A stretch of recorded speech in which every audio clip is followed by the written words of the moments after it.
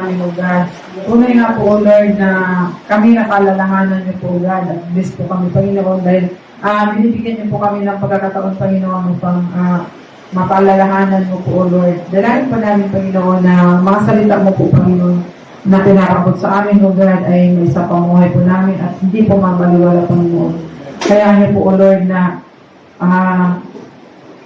ang pagsunod namin sa inyo, Panginoon, ang siyang maghari po sa bawat isa sa amin po, O Lord. Huwag niyo po kaya, Panginoon, na kami ay makalayo sa iyo, Panginoon, bagkus ay lalo po kami mapalapit at makilala ka po, O God. Lord, dalangin din po namin, Panginoon, ng mga taong hindi po nakarating dito, O God. Nawa, O Lord, ay huwag niyo po silang pabayaan na tuluyan po malayo, Panginoon. Kayo po, Lord, ang magbigay ng pamahalaan, Panginoon. Sabi mo nga po, Panginoon, na ang kaparaanan mo po, Panginoon, ay hindi po kaparaanan po namin, O God. Pinapanalangin po namin, O God. Lord, maraming salamat po, Panginoon, sa pagkain sa aming harapan, Panginoon.